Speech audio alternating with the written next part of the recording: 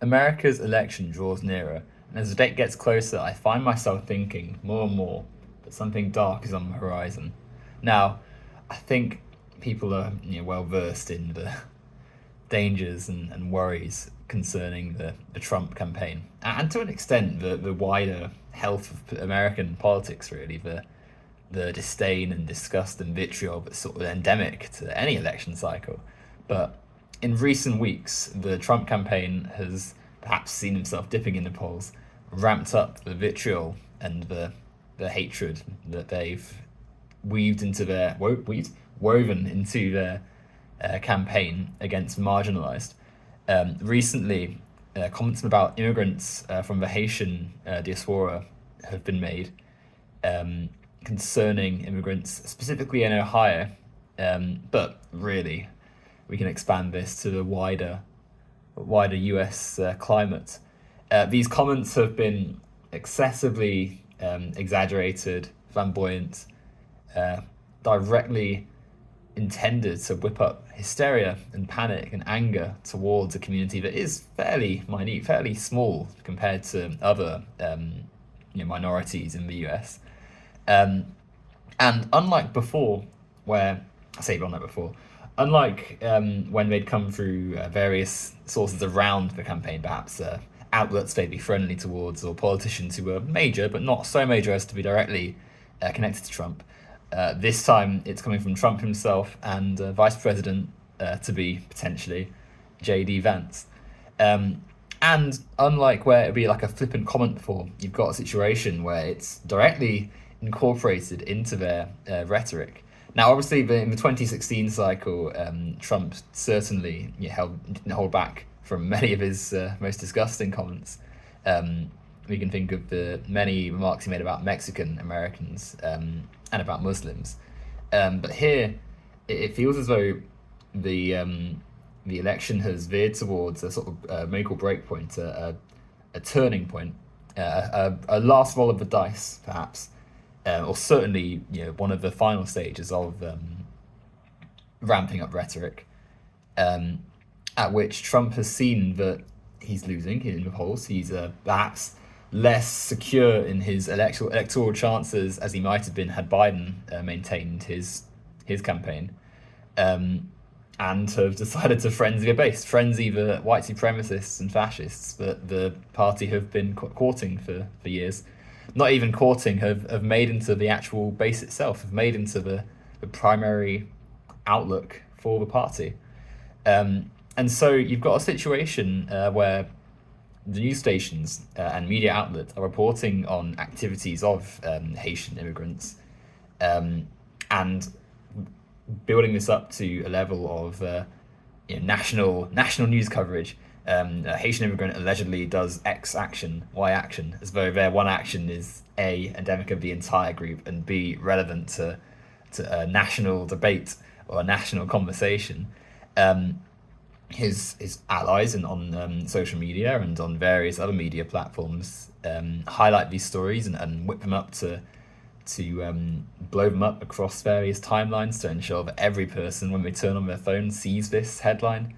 Um, you have his pundits discussing it as though it's an item of debate. You've got the average right wing Twitter user or social media poster deciding to put this at the center of their daily coverage, their story, their posts.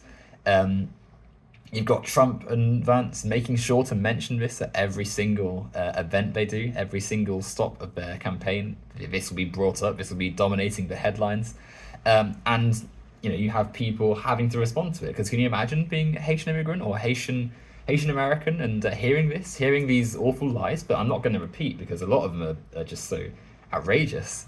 But they're spoken nonetheless. There'll have to be news for people in those communities, and there'll have to be some sort of response when um, right wing provocateurs and right wing charlatans show up and try and make even more of a story of this, try and incite a response, try and cause even more damage and harm to these communities.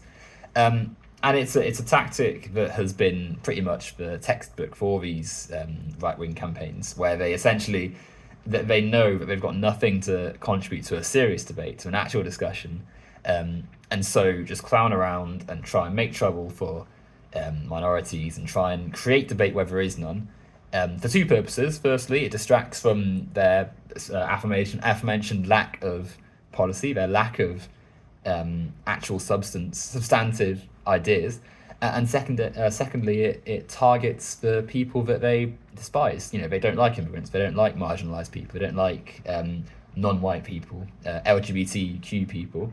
And so when you waste time having to discuss issues concerning them, you're not doing anything to benefit society, or move it more left wing, and try and help people. You're removing the focus and scrutiny from right wing failures, and you're targeting people that they want to demonize, to scrutinize, to legislate against.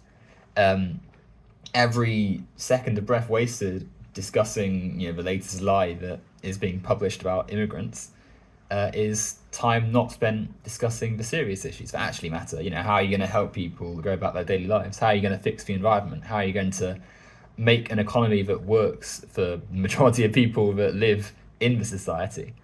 Trump and Vance, Vance in particular, I think, because he doesn't even have the generated cult of personality that Trump has fostered over the last decade or so. That they know that when they just talk about their own ideas on policy and on how they want to manage the country, they're horrendous. You look at pretty much anything in Project 2025, and it's stuff that's despised.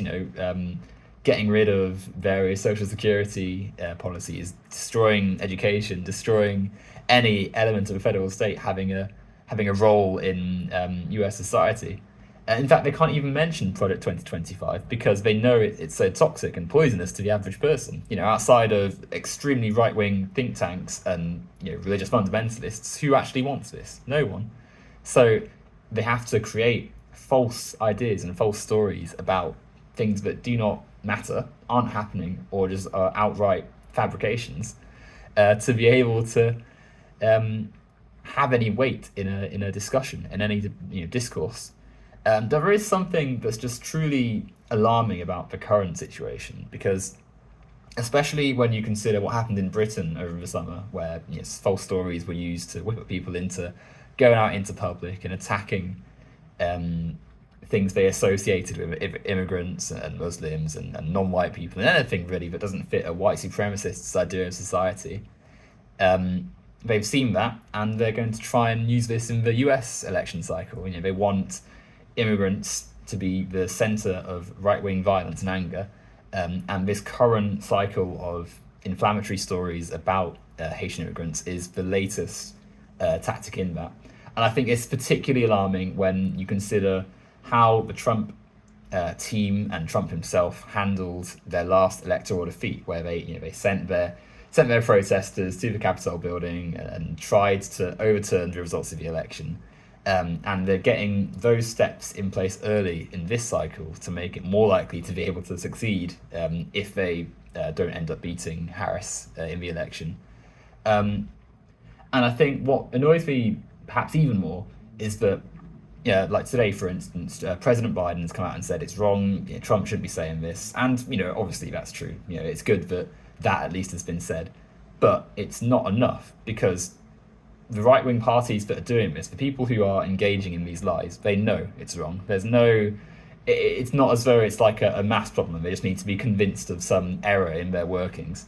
They've intentionally picked out language and stories and lies that are going to harm immigrants and harm marginalized people in society, so that they can win an election, so they can convince people that their bigotry is the correct path for society. They're not going to be convinced or dissuaded through shame. We need direct action against them to stop them from harming people, to stop their lies from spreading through society, and to stop immigrants from being targeted. So I think for the Democrats to sort of plod along to the election saying, the Trump campaign's bad and we've got to make sure their lies don't get in, it's not going to be enough. They need to do decisive things now and through the election and after the election to be able to adequately tackle the bigotry and the fascism and the danger to society that the Republican Party is.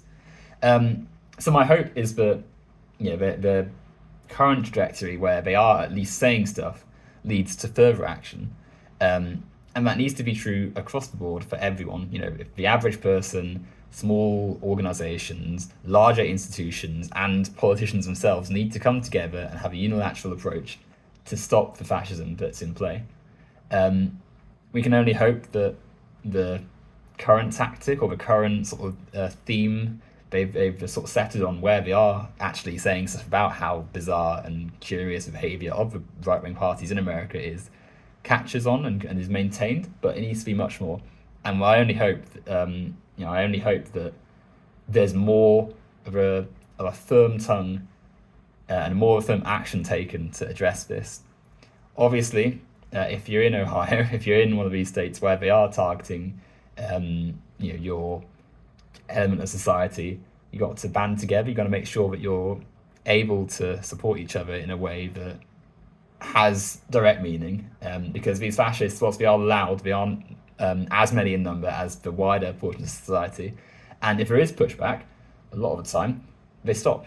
A fascist is only as loud as you let them be. And so I think it's so important to be vocal and firm against every little piece of negative action so as to stop the vitriol from growing. Treat it as an infection. If you leave it, then it's going to get worse. If you address it, eventually you can fight it and defeat it.